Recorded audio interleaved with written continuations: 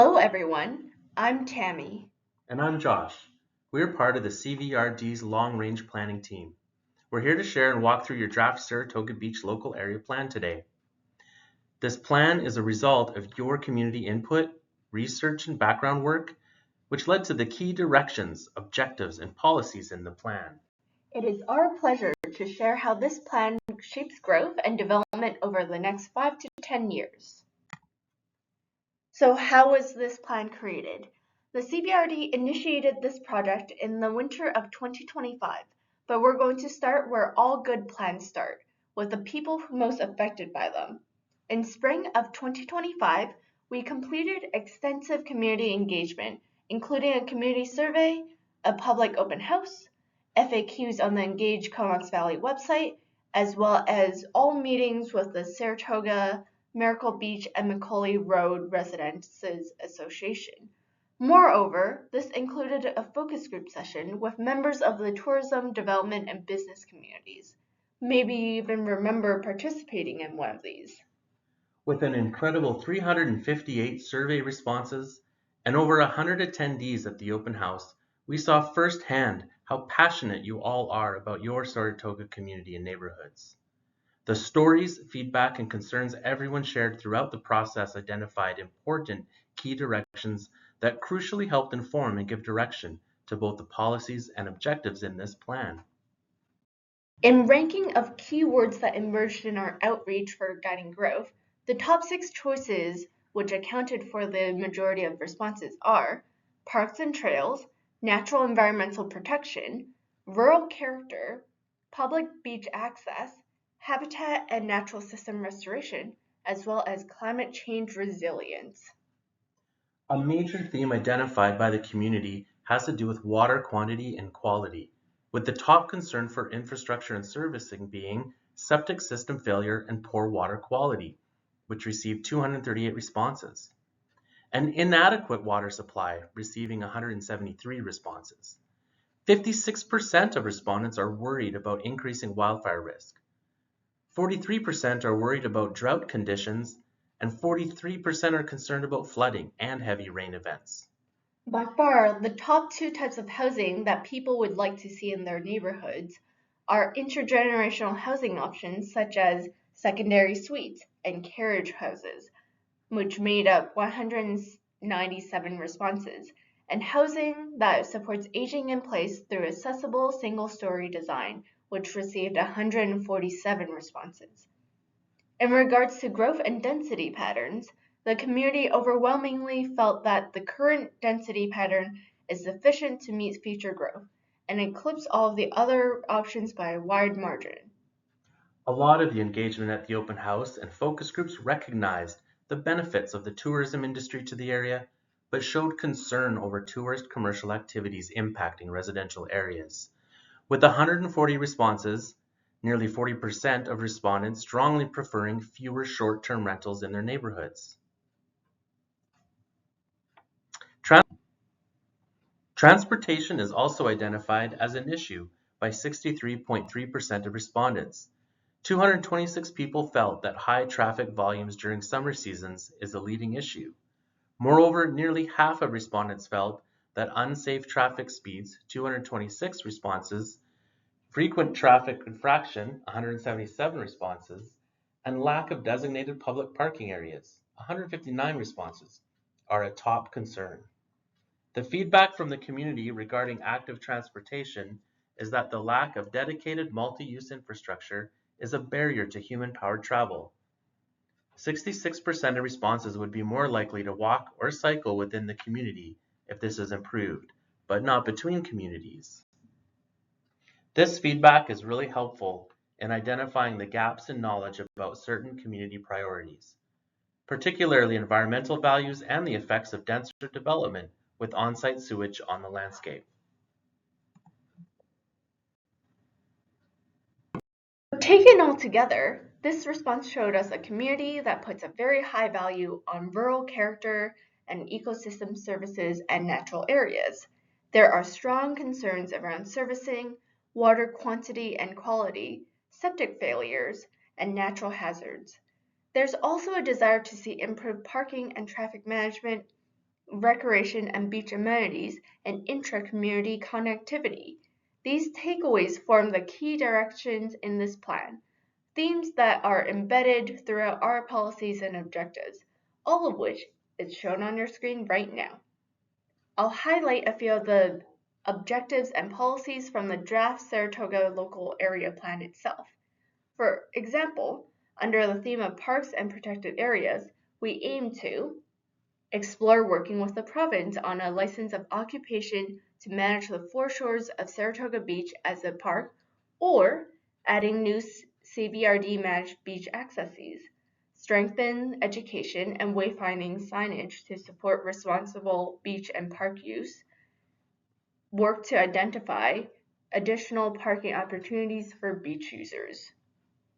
There are objectives and policies on the theme of transportation too, including advocate to the province to evaluate speed limits, road standards, and maintenance schedule to meet peak demand in the LAP area, and seek opportunities to improve off-road parking opportunities. Prioritize multi-use paths and trails as the appropriate form of active transportation infrastructure in this rural community. Evaluate transit options like better connections to the rest of the CVRD and SRD or shuttle service for travel within the plan area. There are also objectives and policies on the theme of economy and agriculture, such as working with tourist commercial property owners to address existing sitting issues that affect business continuity, considering a tourist commercial transition zone for mixed uses, and supporting additional agritourism uses on non-farm properties. Over the next decade, the community is expected to remain largely rural, with limited and gradual change shaped by environmental conditions, water supply, on-site sewage capacity, drainage, flood risk, and road access. Natural systems are protected, public access to the shoreline is maintained, and the area continues to function as both a residential community and a seasonal coastal destination.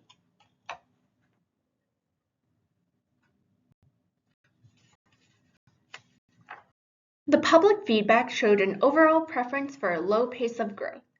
We also received feedback from other community developers and business owners interested in a higher growth scenario. The regional growth strategy and official community plan originally designated this area as a settlement node. That means these key plans expected this area to accommodate a lot more development in the future, assuming that there would be a community sewer. However, in the years since the regional growth strategy was developed, a community sewage system has yet to come to fruition. In order to understand whether or not there is a path to this higher growth scenario within the 5 to 10 year planning horizon of this plan, we did some very high-level cost estimate calculations using today's construction costs and the system design developed for the area in the early 2000s. Without including maintenance or operational costs, capital costs for treatment and collection are estimated to be upwards of $70 million. Considering that there are roughly 620 households in the LAP area, you can imagine the cost per household looks pretty unaffordable for residents. Unless conditions change, for instance, new funding for higher levels of government, developing a community sewer for the area within the 5 to 10 year horizon of this plan is very unlikely. If conditions do change and community sewer servicing becomes feasible, the policies and growth approaches in this plan will need to be updated. A liquid waste management plan process undertaken, and new public engagement and technical studies will have to be completed for the new possibilities. And so, understanding option 3 does not present a very viable path at this time. Our question became, what is the growth capacity of the Saratoga Beach area if that growth can only happen with on-site septic systems? Can this area support medium growth, or option 2, while maintaining community values? To understand that carrying capacity, that is, how much development or how much demand on the environment this area can bear, we had 2 studies completed. The first of the aforementioned studies is an environmental baseline project. Working with an environmental consulting firm, we completed a comprehensive assessment of the environmental assets in the Saratoga Beach Plan area. Using LiDAR imagery and existing data, we classified all the LAP into ecosystem types, then analyzed further to determine biodiversity value, forest intactness, tree height, vegetation health through infrared bands, riparian habitat, continuity, and disturbance. They also used existing data on streams, wildlife occurrences, and rare species. By combining all these ecosystem values with human disturbance data, we identified high priority areas for conservation and for restoration, such as which areas are doing the most important work of maintaining ecological health and function and ecosystem services. You can see these results visually in this map, with the darker green showing the highest value conservation areas according to the study. There are policies in the local area plan on protecting highest value conservation areas and managing development to lessen further fragmentation. Protecting these critical places will help the existing community like drainage, climate resilience, heat protection, water infiltration, and habitat. Study is a septic suitability analysis. This was an engineering report which looked at the capacity of the land to support additional density using on-site septic systems for wastewater management while minimizing risk to groundwater quality, public health, and the environment. The report found that because of shallow seasonal high water tables, soil quality, and existing building patterns, the best way to manage contaminant concentrations is through limiting lot size and density. The report recommends a density maximum of 5 dwelling units per hectare, unless the cumulative effects can be managed to safely allow more dwellings. Some neighborhoods already have as many homes as the area can support with the current sewage system. These are identified as capacity-constrained areas, which are not suitable for much more growth until a different sewage treatment option is available. You can see the results of this analysis in this map.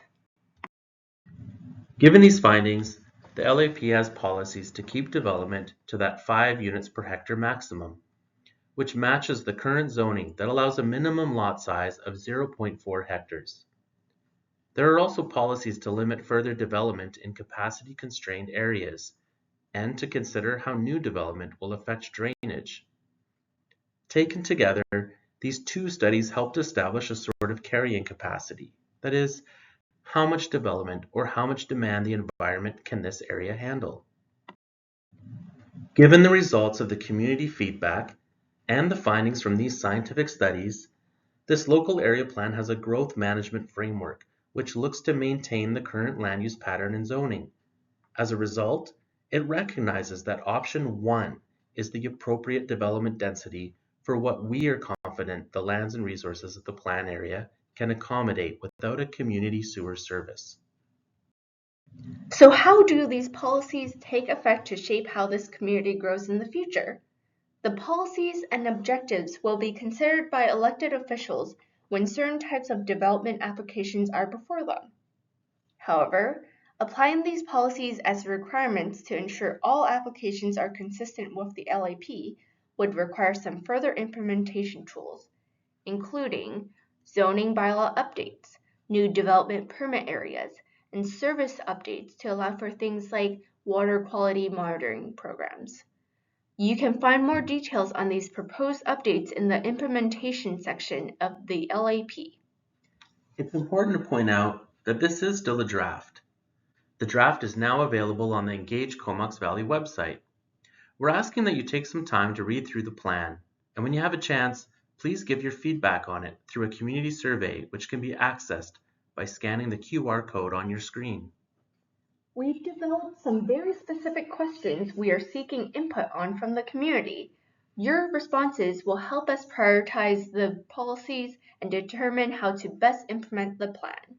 The survey is open for the next 2 weeks and closes on June 15th.